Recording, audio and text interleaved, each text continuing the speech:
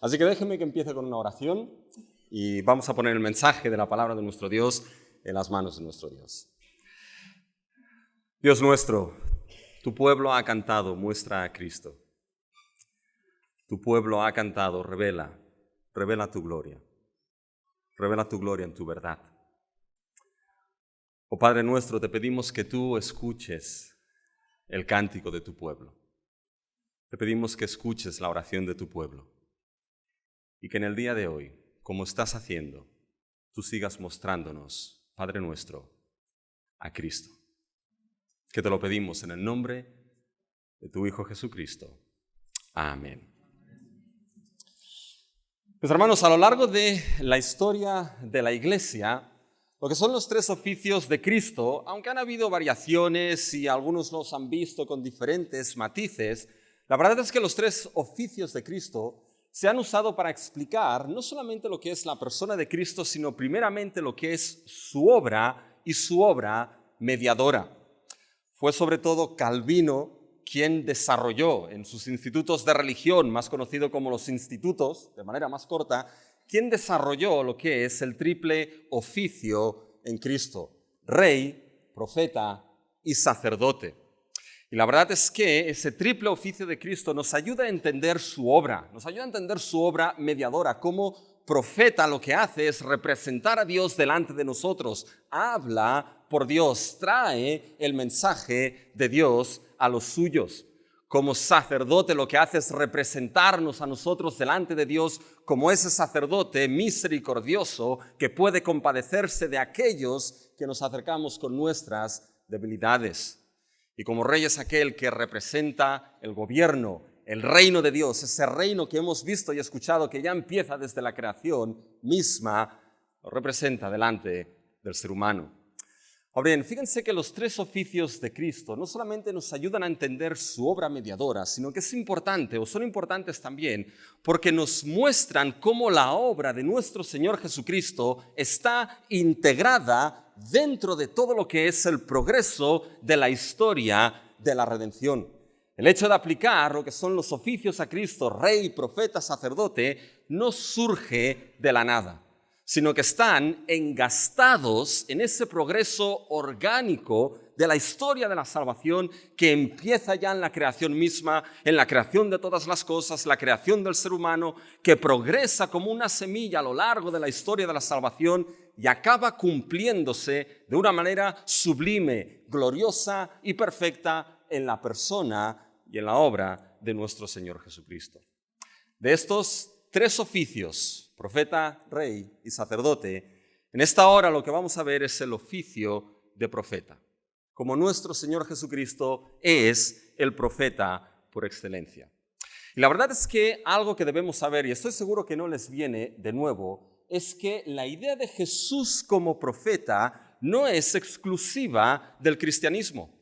Si piensan en el Islam también tiene lo que es a Jesús como profeta dentro de los diferentes profetas que ellos mencionan. Ahora bien, la visión y la concepción que ellos tienen de Jesús como profeta nada tiene que ver con la revelación que nos encontramos en la Escritura.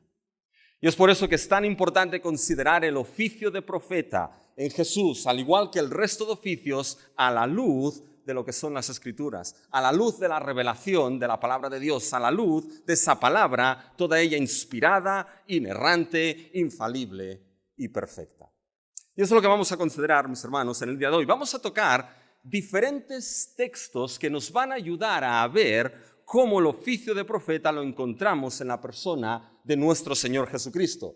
Así que les iré guiando a qué textos tienen que tener abiertos y delante de ustedes para poder entender lo que es el oficio de profeta en la persona de Jesús.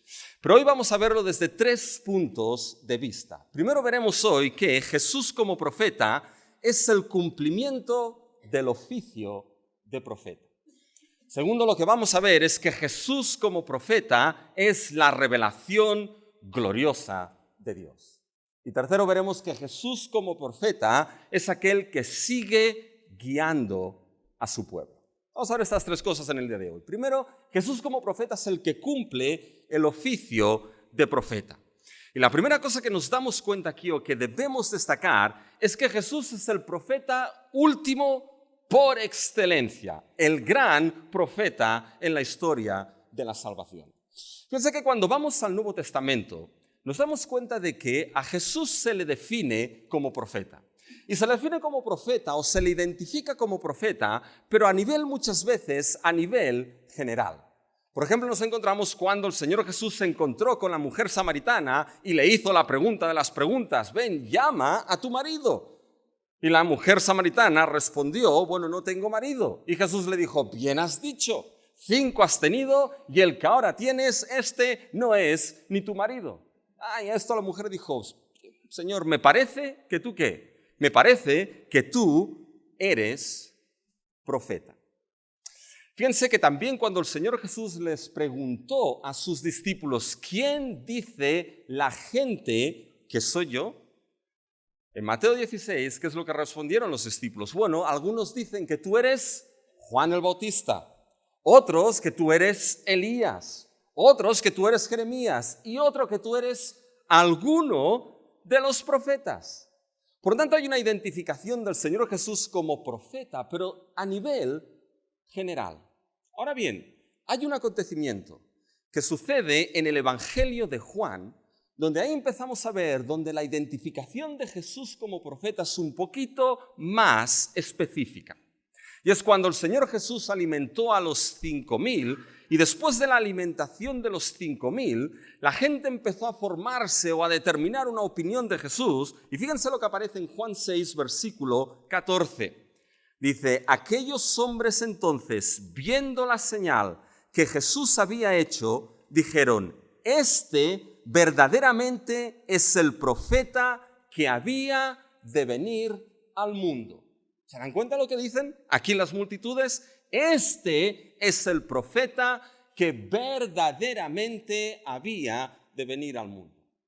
Fíjense que aquí lo que están diciendo es que había en cierta manera algún profeta que había sido anunciado, anticipado y que en algún momento de la historia tenía que venir a este mundo. Esta afirmación no se la sacan de la nada, sino que la historia de la redención, el Antiguo Testamento ya anunció y anticipó que tendría que venir un profeta específico, un profeta concreto a este mundo. Pero bien, quiero que guarden algo en su disco duro. Y es que este texto de Juan, mis hermanos, este texto de Juan, el trasfondo que tiene es muy importante. Porque el trasfondo que tiene es el trasfondo de Moisés y el trasfondo del Éxodo.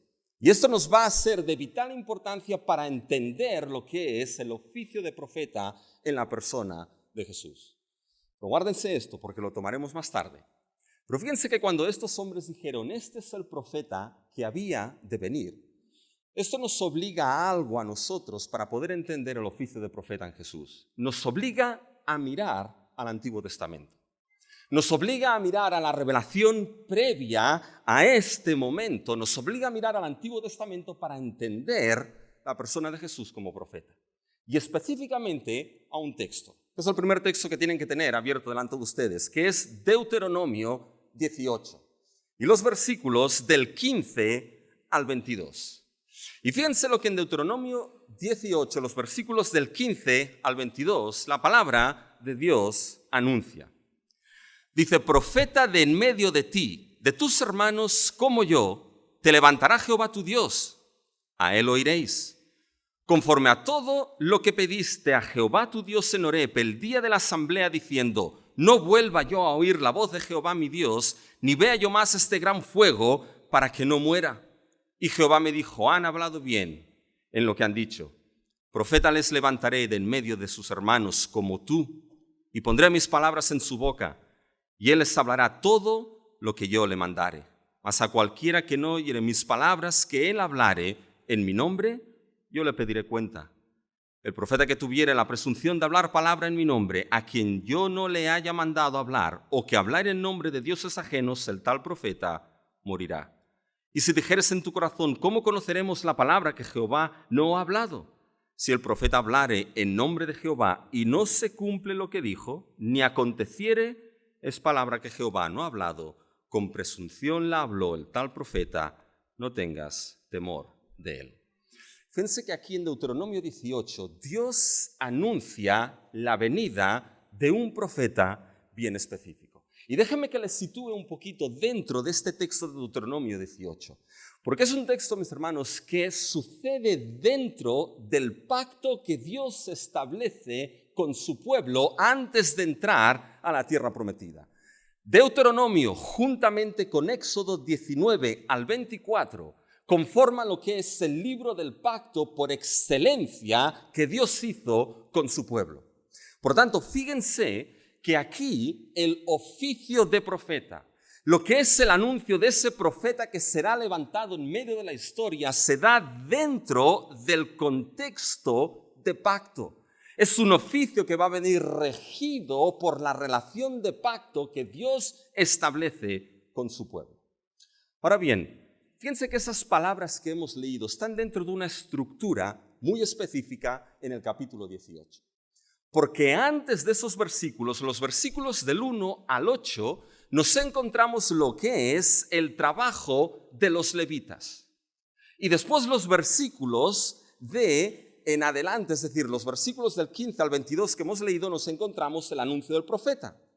Entre medio, levitas y profetas, nos encontramos lo que son los versículos del 9 al 14, donde Dios anuncia a su pueblo y le dice a su pueblo las prácticas que no van a tener que realizar una vez lleguen a la tierra prometida. Y no van a tener que hacer lo que aquellas gentes y aquellos pueblos hacían. No van a tener que hacer adivinación. No van a tener que consultar a los muertos, la necromancia. No van a tener que buscar artes mágicas para poder encontrar la divinidad, saber el propósito de la divinidad o manipular la voluntad de la divinidad. Dice, nada de esto vais a hacer cuando lleguéis a la tierra prometida, porque esto sería romper de una manera sorprendente el pacto que Dios establece con vosotros. No buscaréis lo que es la voluntad de Dios con artes mágicas, con adivinación, con necromancia, como hacen el resto de las naciones. Por lo tanto, la pregunta es, ¿cómo sabréis la voluntad de Dios en ese pacto? Y la respuesta es el versículo 15, donde Dios les dice, profeta de en medio de ti, tus hermanos, como yo, te levantará Jehová tu Dios. ¿Se dan cuenta? El conocimiento de quién es Dios, el conocimiento de la revelación de Dios y de su voluntad no va a venir dada por adivinación, sino que va a venir dado por revelación, revelación divina. Una revelación que va a venir mediada por la figura y la persona de ese profeta que Dios va a levantar en medio de la historia. Y fíjense que ese profeta tiene, mis hermanos, un patrón. Fíjense que 2 veces en ese texto se menciona una frase. ¿Y qué es la frase como tú? Fíjense en el versículo 15. Profeta de en medio de ti, de tus hermanos, como yo. Aquí es Moisés hablando. Dios te levantará un profeta como yo. Pero fíjense, mis hermanos, en el versículo 18. Aquí es Dios, en cierta manera, quien lo dice. Profeta les levantaré de en medio de sus hermanos como tú. Fíjense que aquí el profeta que Dios levantará es bien específico. Aquí el profeta que Dios levantará en algún momento de la historia, mis hermanos, será como Moisés. Moisés, por lo tanto, es el patrón. Moisés es el tipo. Moisés es la imagen. Moisés es la sombra de aquel profeta que tiene que venir y que Dios levantará. La pregunta es, ¿por qué como Moisés?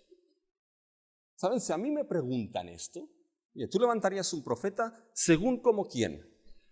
Bueno, aquellos, los del tiempo de Jesús, dijeron, no, bueno, eres alguno de los profetas, Jeremías, Elías. Yo pensaría, bueno, ¿alguno de los 12? No, demasiado cortos, esos no dan a la talla, muy cortitos. Jeremías, bueno, Jeremías es un buen profeta, pero le quedó el apodo de llorón, entonces no queda bien, no queda bien. Isaías, eso sí, oye, ese escribió 66 capítulos, ¿qué más? Ese es bueno. Ninguno de ellos. ni Isaías, ni Jeremías, ni los 12, ninguno de ellos serían lo que es ese modelo y ese tipo para el profeta que tenía que venir. Antes de todos ellos, Dios puso a Moisés su siervo y dijo: como tú levantaré a un profeta. Por tanto, esto nos genera la pregunta de ¿qué tenía Moisés que no tenían el resto de profetas? ¿Qué tenía Moisés que era ese patrón para ese profeta que tenía que venir? Y fíjense, tenía varias cosas, pero básicamente podemos destacar 3 cosas. La primera es que Moisés, mis hermanos, fue el mediador del antiguo pacto. Ninguno de los otros profetas mediaron el antiguo pacto. Los otros profetas lo que hicieron fue mirar, mis hermanos, hacia ese antiguo pacto, que Moisés fue el mediador de ese antiguo pacto a su pueblo. Eso lo hacía diferente al resto de profetas. La segunda cosa es que, fíjense la manera en cómo Dios mismo establece que hablará a Moisés. Fíjense en Números, mis hermanos, capítulo 12, los versículos del 6 al 8. Y él les dijo: oíd ahora mis palabras. Cuando haya entre vosotros profeta de Jehová, le apareceré en visión, en sueños hablaré con él. No así a mi siervo Moisés, que es fiel en toda mi casa. Cara a cara hablaré con él, y claramente y no por figuras, si verá la apariencia de Jehová. ¿Por qué pues no tuvisteis temor de hablar contra mi siervo Moisés? ¿Se dan cuenta la gran diferencia? Los otros profetas les hablaré en sueños, en visiones, pero a mi siervo Moisés, que es fiel sobre toda mi casa, le hablaré cara a cara. Esto, mis hermanos, sitúa a Moisés en un nivel de ese oficio profético, déjeme decirlo así, en un nivel premium en relación al resto de profetas. Porque si se dan cuenta, mis hermanos, Moisés trajo algo que el resto de profetas no trajeron. Dios le dio algo a Moisés que el resto de profetas no se les dio y no trajeron, y es que trajo la ley de Dios. Trajo esa ley en el pacto que Dios establecía con su pueblo. Trajo esa ley que permitía a mis hermanos conocer al Dios que es justo y perfecto y a la perfecta voluntad de Dios, a la justa voluntad de Dios. Esa ley que era la voluntad de Dios para vivir en fidelidad y en amor leal en esa relación de pacto que Dios establecía con aquellos que Él amó y que Él redimió por pura gracia de la esclavitud, mis hermanos. Y el resto de profetas eran los salvaguardas de ese pacto, que les decían lo bueno que habéis sido o los malos que habéis sido en relación a ese pacto y a esa ley que Moisés trajo, mis hermanos. Fíjense que la idea de ese monte Sinaí, donde se dio la ley, aparece en nuestro texto de Deuteronomio 18. Fíjense en el versículo 16. Dice: conforme a lo que pediste a Jehová tu Dios en Horeb el día de la asamblea, diciendo: no vuelva yo a oír la voz de Jehová mi Dios, ni vea yo más este gran fuego, para que no muera. Horeb es el monte Sinaí, mis hermanos, donde Dios dio la ley. Y es como si aquí Israel estuviese diciendo: Moisés, es que ya no podemos escuchar más esta voz de Dios. Ponte tú entre Dios y nosotros para que esta voz nos llegue a través de aquel que es el mediador, Moisés. ¿Se dan cuenta? Esto hace a Moisés, mis hermanos, distinto. Pero había una tercera cosa. Es que este Moisés no solamente trajo ese antiguo pacto, no solamente trajo esa ley, mis hermanos, que regulaba ese pacto, sino que Moisés, mis hermanos, lo que trajo es ese éxodo de salvación al pueblo. Trajo, mis hermanos, ese gran éxodo de salvación a Israel. En las manos de Dios fue instrumento de salvación. Por eso esa advertencia tan seria en el versículo 18. Porque les levantaré de en medio de tus hermanos como tú, y pondré mis palabras en su boca, y él les hablará como todo lo que yo le mandare. Mas a cualquiera que no oyere mis palabras que él hablar en mi nombre, yo le pediré cuenta. ¿Se dan cuenta de lo que aquí está prometiendo, mis hermanos, Dios? Un profeta que será como este Moisés. Un profeta, mis hermanos, que traerá un pacto. Un profeta, mis hermanos, que traerá una revelación de Dios como nunca antes se había conocido en la historia. Un profeta que traerá la voluntad de Dios para su pueblo en ese pacto y en esa vida de su pueblo. Y un profeta, mis hermanos, que será mediador de ese gran éxodo de salvación. Cojan ahora la historia de la salvación. Recorran el progreso de la historia redentora. Y llegamos a todos y cada uno de los profetas y mis hermanos y hermanas, ninguno de ellos da la talla. Isaías no da la talla, Jeremías no da la talla, Daniel no da la talla, ninguno de los 12, ni puestos juntos en un solo rollo, dan la talla, mis hermanos. Todos ellos clamaban al profeta que tenía que venir. Y este profeta, a imagen y semejanza de Moisés, para decirlo de esta manera, este profeta no nos lo encontramos hasta que no llega la revelación del Nuevo Testamento y nos encontramos a la persona de nuestro Señor Jesucristo. Quien el Nuevo Testamento, mis hermanos, coge ese Deuteronomio 18 y lo aplica a la persona de Cristo Jesús. Lo aplica diciendo, este y no otro es el profeta que Dios anunció. Este y no otro es el profeta que había de venir. Y hay dos textos en el Nuevo Testamento que cogen este Deuteronomio 18 y lo aplican a Cristo. Uno está en el discurso de Esteban en Hechos 7, pero el anterior está en Hechos 3, en un sermón de Pedro, y este es el que veremos. Después de que Pedro y Juan sanaron a un cojo, los cogieron y les prohibieron que predicasen el nombre de Jesús, el único nombre en el cual hay salvación. Fíjense lo que Pedro dice en Hechos, mis hermanos, 3, los versículos del 18 al 19.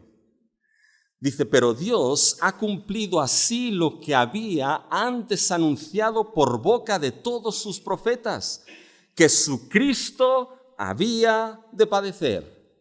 Así que arrepentíos y convertíos para que sean borrados vuestros pecados, para que venga de la presencia del Señor tiempos de refrigerio. Y Él envía a Jesucristo que os fue antes anunciado. Salten ahora al 22. Fíjense lo que dice. Porque Moisés dijo a los padres, el Señor vuestro Dios os levantará profeta de entre vuestros hermanos como a mí. A él oiréis en todas las cosas que os hable, y toda alma que no oiga a aquel profeta será desarraigada del pueblo. ¿De quién está hablando todo el discurso de Pedro en Hechos 3? Mis hermanos, está hablando de aquel que le prohibieron predicar a él y a Juan. Está hablando de Jesús, el Cristo. Está hablando de aquel que tuvo que padecer como Dios estableció. Este es el profeta que Dios levantó. Este es el profeta que Pedro aquí está diciendo. Ese Deuteronomio 18 se cumple en Jesús de Nazaret, el Cristo. A él debéis oír para perdón de vuestros pecados, y todo aquel que no lo escuche, como dice Deuteronomio, a él pasaré cuentas, mis hermanos. ¿Se dan cuenta? Lo que nos encontramos aquí, mis hermanos, es que Jesucristo es el cumplimiento del oficio de profeta, el profeta último y el profeta por excelencia, porque Él es quien trajo el último y más glorioso pacto eterno con su pueblo, el nuevo pacto, mis hermanos. Porque Él es aquel que, como veremos, trae la revelación de Dios y la revelación de la voluntad de Dios para el pueblo que ha amado y ha salvado por gracia y fe en Cristo Jesús. Y Él, mis hermanos, es el que trae el último y gran éxodo para su pueblo. ¿Se dan cuenta, mis hermanos? Jesucristo es el último profeta por excelencia. Antes les he dicho que se guardasen algo en el disco duro. ¿Se acuerdan, no? Cuando en 6, no se lo voy a preguntar, tranquilos, ¿ya? Pero en Juan 6:14, mis hermanos, aquellos hombres que vieron la alimentación de los 5,000 dijeron lo siguiente. Aquellos hombres entonces, viendo la señal que Jesús había hecho, dijeron, este verdaderamente es el profeta que había de venir al mundo. Y les he dicho que el contexto de esas palabras y de la alimentación de los 5,000 es Moisés y el Éxodo. Y ahora lo que nos encontramos, mis hermanos, es que aquel profeta que viene no es Moisés, es Cristo. Que aquel que va a alimentar a su pueblo en el desierto y sustentarlo no es Moisés, es el profeta de profetas, es Cristo. Aquel que va a guiar a un éxodo de salvación a su pueblo no es Moisés, es el profeta de profetas, es Cristo, mis hermanos. Por eso al final, mis hermanos, cuando Jesús anunció: el que no come mi carne y bebe mi sangre, y muchos se pusieron las manos en la cabeza, mis hermanos, y se fueron, y Jesús les preguntó a sus discípulos: ¿queréis iros también vosotros? ¿Quién respondió? ¿Quién va a responder, no? Pedro respondió, mis hermanos. ¿Pero qué respuesta dio? ¿A quién iremos? Escuche lo que dice ahora Pedro.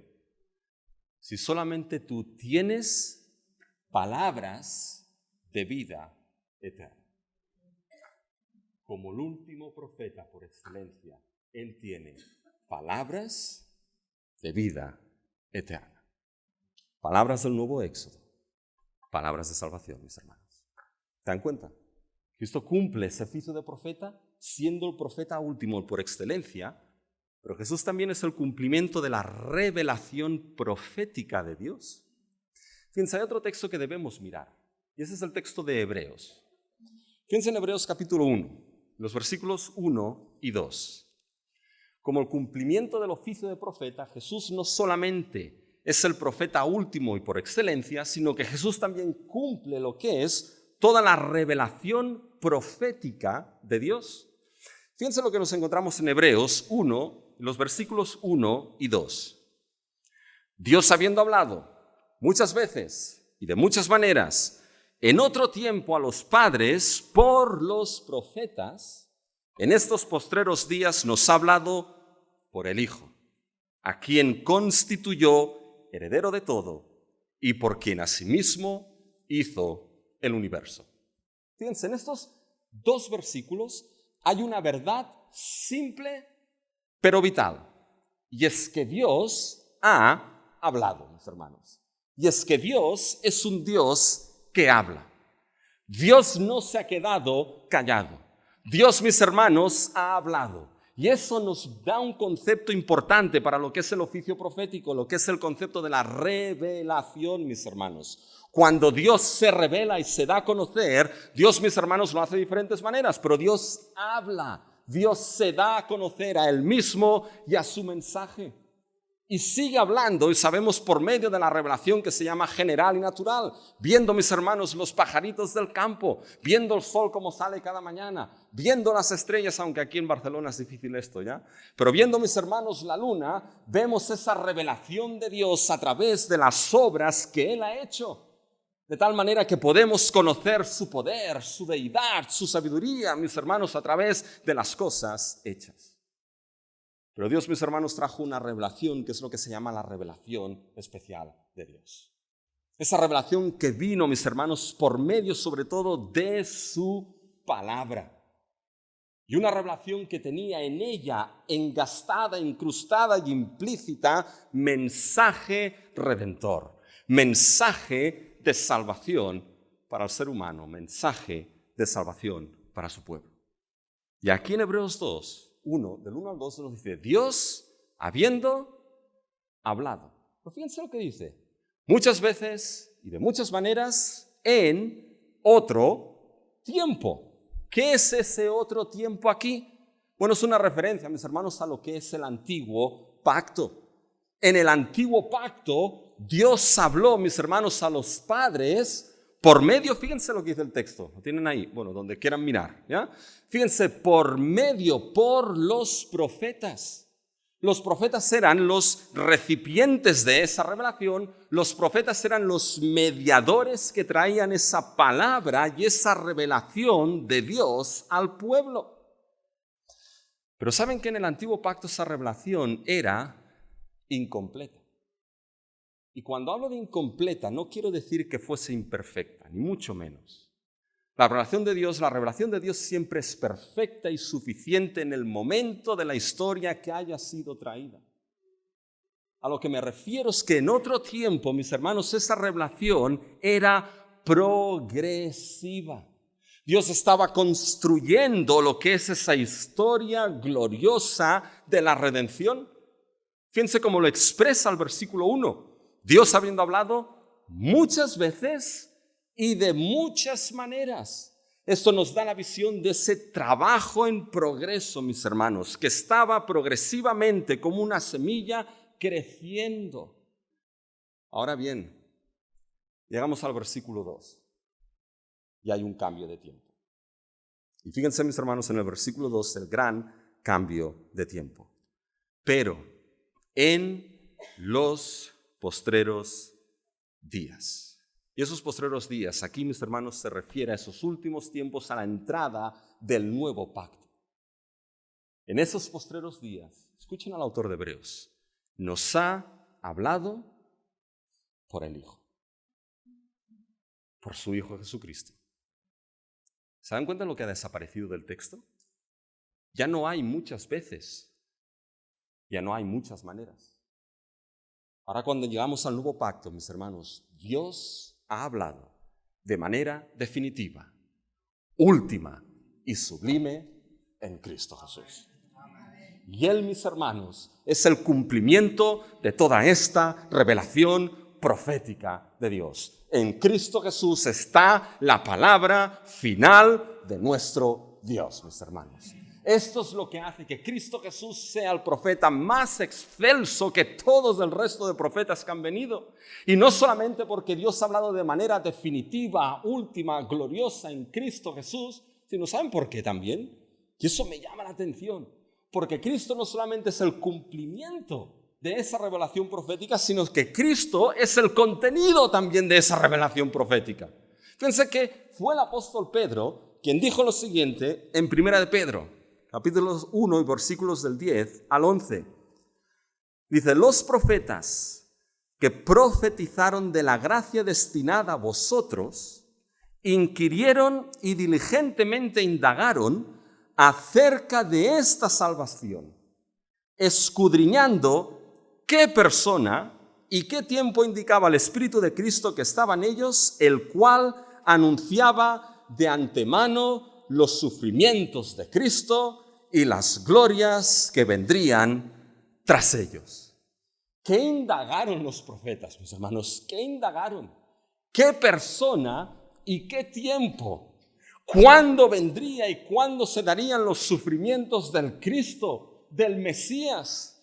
¿Cuándo vendrían y cuáles serían las glorias que vendrían después de aquellos sufrimientos?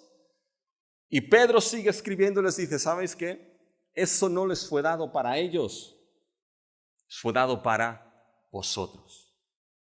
Pero se dan cuenta, mis hermanos, analizaban, escudriñaban quién sería el Mesías, cuáles serían sus sufrimientos, cuáles serían sus glorias, mis hermanos. Y ninguno de ellos, ni Isaías ni nadie, pudo decir, ese Cristo es Jesús de Nazaret. Ninguno de ellos pudo decir esos sufrimientos fueron los sufrimientos de la cruz del Calvario. Ninguno puede decir esas glorias fueron las glorias de la resurrección y de la ascensión de nuestro Señor Jesucristo. Entra Isaías por la puerta y le preguntas, Isaías, ¿quién era ese siervo de Isaías 53? Nos podría decir cualquier cosa, pero no nos podría decir en su tiempo, es Jesús de Nazaret, el Cristo. Por tanto, fíjense, mis hermanos, que Cristo es el cumplimiento de ese oficio profético, de la revelación profética, pero al mismo tiempo es el contenido de ella. Y eso hace que Jesús sea el profeta de profetas por excelencia y más excelso. Dios ha hablado de manera definitiva en su Hijo Jesucristo. Por lo tanto, no hay revelación más excelsa que la revelación de Dios en su Hijo Jesucristo. No hay revelación, mis hermanos, salvadora más excelsa y que se pueda encontrar que no sea en la revelación de Dios en la persona de su Hijo Jesucristo. Como hemos escuchado, por lo tanto, no hay salvación si no es en Cristo Jesús. Y no hay revelación de esa gran salvación que Dios ha obrado si no es en la persona de Cristo Jesús. Ahora bien, si te preguntas, ¿y cómo escucho entonces a este profeta. ¿Sabes cómo lo escuchas? Escuchando la palabra profética más segura que tenemos, que es la Escritura. Porque lo que no podemos hacer, mis hermanos, es separar a Cristo de la Escritura. Porque es la Escritura la que da testimonio de mí, dijo Cristo. Porque era necesario que se cumpliese todo lo que está escrito de mí en la ley de Moisés, en los profetas y en los salmos, mis hermanos. No puede separarse al profeta de su palabra, a Cristo de la Escritura. ¿Quieres conocer a ese profeta? Tienes que conocer al profeta, al Cristo que se revela y se da a conocer en la Escritura, en la santa palabra de nuestro Dios. ¿Se dan cuenta? Es el primer punto. Jesús como profeta, mis hermanos, cumple lo que es el oficio de profeta. Pero segundo, Jesús como profeta, mis hermanos, es la revelación gloriosa de Dios. Y es la revelación gloriosa porque Jesús es quien revela a Dios. Fíjense, mis hermanos, que la revelación era algo importante, la revelación de la palabra, la revelación de Dios y su voluntad era algo vital en el oficio profético. Había varios términos en el Antiguo Testamento para describir el oficio de profeta. Pero cuando los ponemos todos juntos, al fin y al cabo, lo que nos dan es que el profeta era un siervo de Dios, escogido por Dios, el cual era depositario de la revelación de Dios. Y siendo depositario de la revelación de Dios, lo que hacía era comunicar el mensaje de Dios al pueblo. No solamente en eventos futuros, sino diciéndole al pueblo lo infieles que han sido al pacto, arrepentíos y volver a consagraros a vuestro Dios. Comunicaban esa revelación de Dios ¿por medio de qué? Por medio de la palabra. Por tanto, la palabra era algo vital en el oficio profético. En un sentido pasivo, los profetas recibían esa revelación. En un sentido activo, la comunicaban a lo que era el pueblo. Y la comunicaban, mis hermanos, por medio de la palabra. Por lo tanto, palabra y revelación van en cierta manera de la mano. Ahora fíjense que cuando llegamos entonces al Nuevo Testamento y nos preguntamos, ¿quién es la palabra de Dios por excelencia? Y aquí hay un evangelio que responde claramente, mis hermanos, que responde quién es esa palabra que estaba ya desde el principio. Y fíjense cuando vamos a Juan, capítulo 1. Ese es el siguiente texto, pero eso seguro que lo tienen de memoria. Fíjense Juan, capítulo 1, y el versículo 1. Que nos dice, en el principio era el verbo o la palabra, y el verbo era con Dios, y el verbo o la palabra era Dios. Y en ese verbo, esa palabra que estaba en el principio con Dios y era Dios, sabemos que en el versículo 14, ese verbo y esa palabra se nos dice que se hizo carne. Y sabemos que esa palabra que estaba en el principio, que se hizo carne, en el versículo 17 se nos identifica ¿con quién? Si leen el versículo 17 verán que se identifica con la persona de nuestro Señor Jesucristo. Por tanto, mis hermanos, fíjense que Cristo Jesús es la palabra que estaba desde el principio.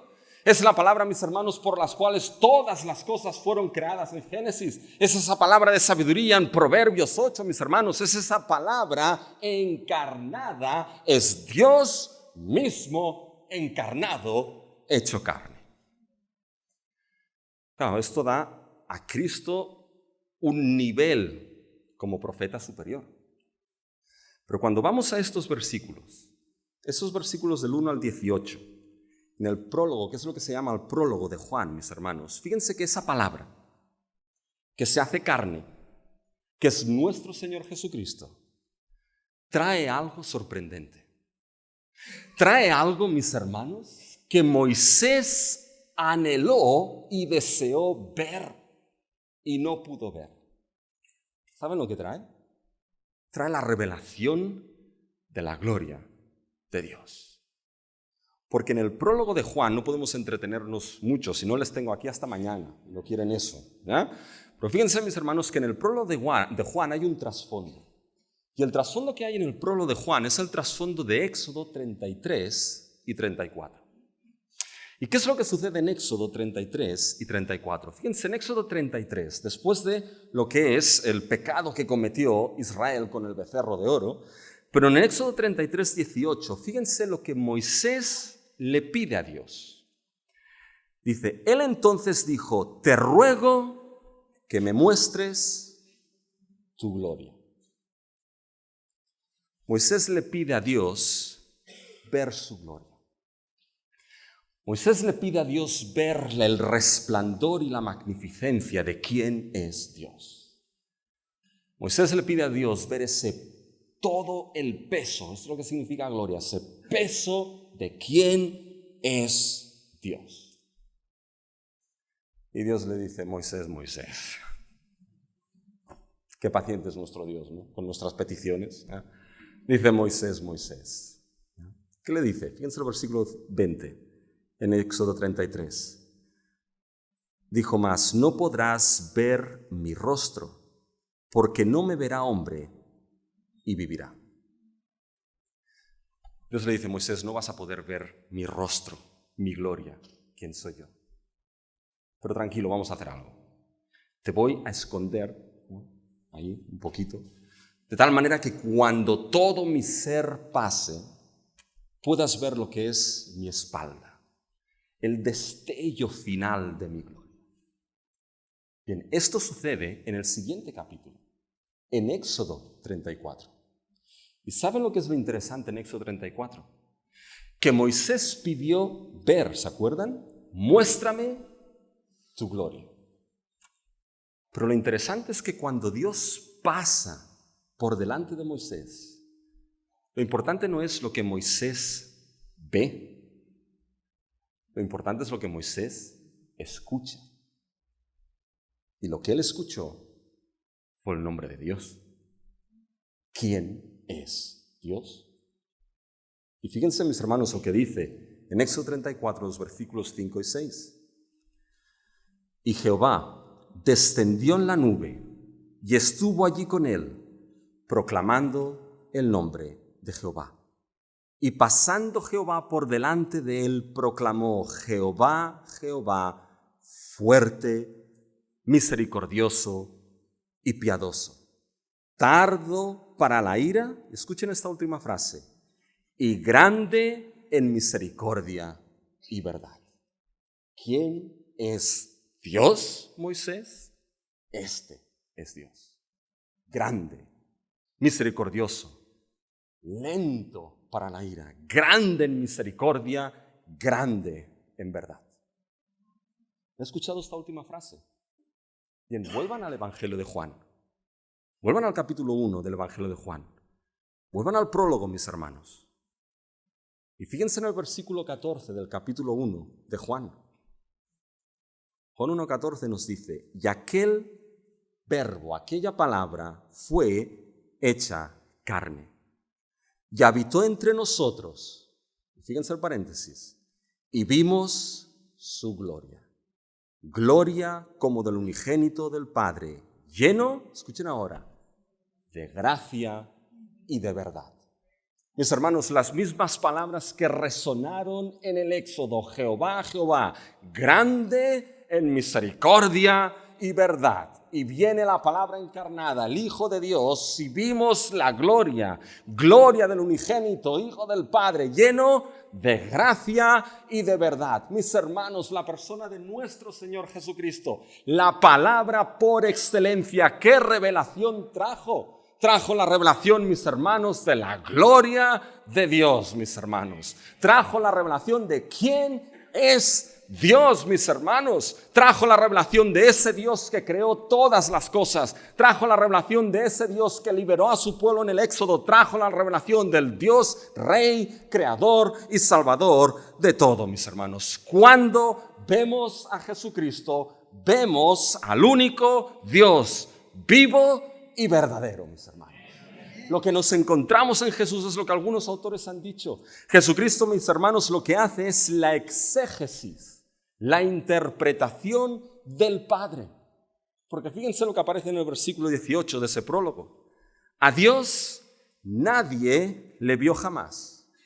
El unigénito Hijo que está en el seno del Padre, Él le ha dado a conocer. ¿Se dan cuenta? Esta era función profética, mis hermanos. Dar a conocer al Dios que se había revelado.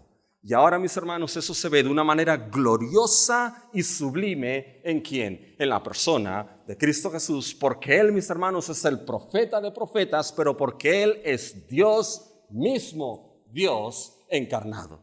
Por eso cuando se acercó Felipe y le dijo, Señor, muéstranos al Padre y con esto ya nos quedamos tranquilos. Con esto nos basta. Y otra vez sale la paciencia de nuestro Señor, mis hermanos. Dice Felipe. Los pastores tenemos que aprender de esta paciencia a veces, mis hermanos. Felipe, tanto tiempo entre vosotros y todavía no me has visto, no me conoces. El que me ha visto a mí, ha visto al Padre. Dios trino, pero un solo Dios, mis hermanos. El Hijo de Dios, Dios de Dios, luz de luz, ha engendrado, no creado, consubstancial, mis hermanos, con el Padre. ¿Quieres conocer al único Dios vivo y verdadero? Has de conocerlo en Cristo Jesús. ¿Quieres conocer al Dios que ha creado los cielos y la tierra? El Dios que ha salvado a su pueblo y sigue salvando a los que Él ha amado desde antes de la fundación del mundo. Tienes que conocerlo en la persona de Cristo Jesús. Muchos hoy en día dicen, creo en Dios, y no se interesan para nada en Cristo, en su persona y en su obra. Si eres uno de esos, déjame que te diga que no crees en Dios. O al menos en el Dios que se revela en las Escrituras y en la persona, mis hermanos, de su Hijo. Él es la revelación gloriosa de quién es Dios. Él revela a Dios. Pero fíjense, Jesús también es la revelación gloriosa porque Jesús es quien revela la voluntad de Dios. La voluntad de Dios a los suyos. Fíjense, mis hermanos, que una de las cosas que estamos viendo es que esa palabra es importante en el oficio profético. Y había una frase que yo estoy seguro que si se la pregunto ahora, todos la saben. Una frase que se repetía muchísimo en los profetas. Aparecía de varias maneras, pero era la frase de así ha dicho Jehová. Palabra de Jehová. ¿Qué estaban diciendo los profetas con esto, mis hermanos? Están diciendo que la palabra que ellos traían no era su propia palabra. El mensaje que ellos traían no era su propio mensaje, era mensaje de Dios. Era la voluntad de Dios para su pueblo que era dada, y eso es importante, en un contexto de pacto. Cuando traían el mensaje de Jehová en ese contexto de pacto, los profetas actuaban como salvaguardas del pacto.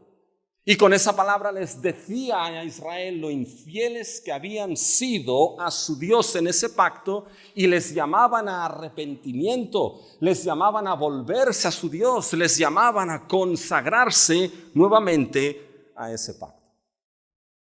Bien. Cuando vamos al Nuevo Testamento, fíjense que esta característica del oficio profético aparece en Jesús. Porque Jesús tenía algo muy claro, que las palabras que Él hablaba no eran sus palabras. Que las obras que Él hacía no eran sus obras. Lo hemos visto antes en el mensaje anterior. Eran las palabras del Padre, eran las obras del Padre. Fíjense en algunos textos. Fíjense en Juan 8:26. Muchas cosas tengo que decir y juzgar de vosotros, pero el que me envió es verdadero, y yo lo que he oído de él, esto hablo al mundo. Fíjense ahora en Juan 12, los versículos del 49 al 50. Porque yo no he hablado por mi propia cuenta. El Padre que me envió, Él me dio mandamiento de lo que he de decir y de lo que he de hablar. Y sé que su mandamiento es vida eterna. Así pues, lo que yo hablo, lo hablo como el Padre me lo ha dicho. Fíjense Juan 14:10. ¿No crees que yo soy en el Padre y el Padre en mí? las palabras que yo os hablo, no las hablo por mi propia cuenta, sino que el Padre, quien mora en mí, Él hace las obras. ¿Se dan cuenta esos textos qué es lo que nos muestran? Nos muestran, mis hermanos, que las palabras que Jesús hablaba no eran primeramente sus palabras, eran las palabras que había oído del Padre, eran las palabras que el Padre le había dado y esas palabras eran las que hablaba al mundo, mis hermanos. ¿Saben lo que Jesús hubiese podido decir? Jesús hubiese podido decir como los profetas, así ha dicho, ¿quién? Jehová. Así ha dicho el Señor. Así ha dicho el Padre. Pero mis hermanos, eso hubiese quedado corto para Jesús como profeta. Porque cuando llegamos, mis hermanos, al Sermón del Monte, hay una frase que es lapidaria en ese sentido. Oísteis que fue dicho. Pero Jehová dijo, ¿dice esto? Oísteis que fue dicho, pero yo os digo. Yo os digo. Mis hermanos, no necesitaba decir Dios ha dicho porque Él es Dios. Pero yo os digo. Aquí Jesús no estaba corrigiendo a Moisés, estaba corrigiendo la interpretación legalista e hipócrita de los escribas y de los fariseos, mis hermanos, sobre la ley de Dios. Y Jesús dice, pero yo os digo. Y saben, eso es una muestra de sublime autoridad de quién es Jesús. Y así lo reconocieron aquellos que escuchaban al final del Sermón del Monte, que se sorprendieron porque era como aquel que les enseñaba que tenía autoridad, no como los escribas y como los fariseos. ¿Y saben de dónde le provenía, mis hermanos, esa autoridad a nuestro Señor Jesucristo? No solamente de que Él es la palabra encarnada, no solamente de que Él es el profeta de profetas, no solamente de que Él es Dios, mis hermanos, encarnado, sino de una relación íntima con el Padre. De esa relación, mis hermanos, intratrinitaria entre Padre e Hijo. Fíjense en el versículo, en Juan 5, versículo 19. Respondió entonces Jesús y les dijo, de cierto os digo, no puede el Hijo hacer nada por sí mismo, sino lo que ve hacer al Padre, porque todo lo que el Padre hace, también lo hace el Hijo igualmente. ¿Se dan cuenta? De esa relación íntima entre el Padre y el Hijo, de esa obediencia perfecta del Hijo, mis hermanos, es que surge esa autoridad y todo lo que el Hijo decía, mis hermanos, era lo que el Padre decía y tenía una sublime autoridad. ¿Y saben cuál es la primera voluntad que el Hijo revela, mis hermanos, del Padre? Es una voluntad redentora, salvadora, mis hermanos. La voluntad de salvar a los suyos. Fíjense otra vez en Juan 12, 49-50. Escuchen lo que dice aquí Jesús. Porque yo no he hablado por mi propia cuenta. Al Padre que me envió, Él me dio mandamiento de lo que he de decir y de lo que he de hablar. Ahora fíjense lo que dice. Y sé que su mandamiento es ¿qué? Es vida eterna. Mis hermanos, ¿qué mandamiento primero hablaba Cristo del Padre? Su mandamiento es vida eterna. La revelación que Él traía como profeta último, mis hermanos, a este mundo y a los suyos es una revelación salvadora y redentora. Es la revelación de vida eterna en quién es Él, mis hermanos. Revelación de perdón, de salvación en la persona y en la obra de Cristo. Mis hermanos, es esa revelación de arrepiéntete de tus pecados y cree en Jesucristo y serás salvo. Es esa revelación, mis hermanos, que Pedro entendió. ¿A quién vamos a ir si solamente tú tienes palabras de vida eterna? Mis hermanos y hermanas, ¿a quién vamos a ir? ¿A quién vamos a acudir? En un mundo posmoderno, donde no hay verdad absoluta, en un mundo pluralista y religiosamente pluralista, con una gran cantidad de verdades relativas, ¿a quién vamos a ir? Aquel que es la palabra de Dios, el profeta de Dios, el único que tiene palabras de salvación, mis hermanos, que es nuestro Señor Jesucristo. ¿A quién vas a ir si no es a Cristo Jesús para salvación?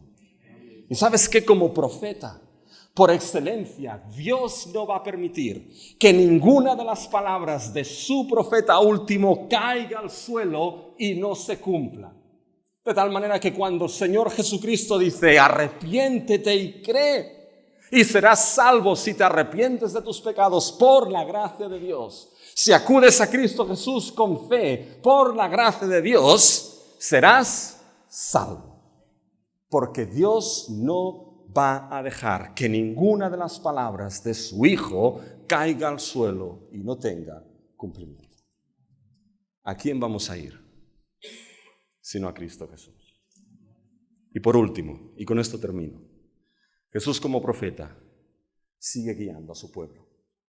Y lo sigue guiando por medio de su palabra y su espíritu. ¿Saben? Es curioso, cuando leen los comentarios del oficio profético de Jesús, hay una frase que se repite siempre. Yo creo que se copian los unos a los otros, ¿eh? Pero se repite siempre. Y básicamente es la frase de que era necesario el oficio profético de Cristo para liberarnos de la ignorancia de nuestro pecado. Y fíjense, mis hermanos, de que esto es esencial. Porque Cristo Jesús, como ese profeta último que trae la revelación de quién es Dios, de su voluntad salvadora, mis hermanos, era necesario para liberarnos de la ignorancia y de la oscuridad del pecado en el cual estamos sumidos. Y mis hermanos, lo glorioso es que nuestro profeta, por medio de su palabra, por medio del Evangelio, por medio del Espíritu Santo, sigue hoy en día liberando a los suyos de la oscuridad y de la ignorancia del pecado. No falla y no fallará en esto hasta que Él vuelva, mis hermanos. Y esto, ¿saben qué? Esto es algo que Adán lo hubiese tenido que tener.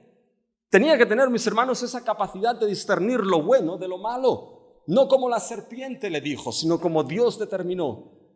Y machacar la cabeza de esa serpiente que entró en el jardín del Edén y no lo hizo. Pero el último Adán sí lo hizo en la cruz. Y tiene toda la autoridad y todo el poder, mis hermanos, para liberar de la ignorancia y de las tinieblas del pecado a los suyos. Y sigue haciéndolo. Cuando vamos a Hechos 1, mis hermanos, hay algo que es curioso que Lucas escribe a Teófilo y le dice: en el primer tratado te escribí de todas las cosas que el Señor Jesús comenzó a hacer y a enseñar. Dice: y ahora, Teófilo, te voy a seguir mostrando las cosas que Jesús sigue haciendo y sigue enseñando en el libro de Hechos. Y cuando leen el libro de Hechos, ¿saben lo que el Señor Jesús sigue haciendo, mis hermanos? El Señor Jesús que murió, resucitó, ascendió y está ahora a la diestra del trono, mis hermanos, con la predicación del Evangelio, con la predicación de su palabra y con el don del nuevo pacto que es el Espíritu, sigue liberando de la ignorancia al pecador y sigue llevando a salvación a aquellos que incrustan ese templo nuevo que está construyendo, que es la iglesia, en su esposa, mis hermanos, y sigue haciéndolo. ¿Saben qué? Eso es de gran consuelo y esperanza para nosotros como iglesia. Porque eso implica que, mis hermanos, el Evangelio no falla. Y nuestro profeta no va a fallar, mis hermanos. Y cuando el Evangelio es predicado, Cristo sigue salvando. Y Cristo, mis hermanos, ahí donde haya uno de los suyos, en el tiempo determinado por Dios, Cristo salvará a una de sus ovejas, mis hermanos. Por tanto, si hoy estás aquí y estás escuchando que Cristo es Rey, que Cristo es profeta, que solamente en Cristo hay exclusividad para salvación, no estás aquí por casualidad. No hay casualidades en la soberanía de Dios. En su providencia quizá Él te ha traído aquí para que puedas ver quién es el Rey, quién es el profeta, quién sustenta solamente la salvación para tu vida. Y este es Jesús de Nazaret, el Cristo, el Hijo de Dios. Y Él sigue diciéndote en su palabra de plena autoridad: arrepiéntete y cree. Arrepiéntete y cree.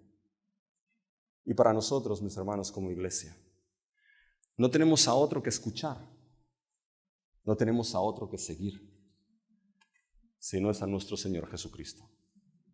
Porque Él es la cabeza, Él es nuestro Dios, Él es quien trae la revelación de Dios. Él es quien trae la revelación de su voluntad en ese nuevo pacto para su pueblo.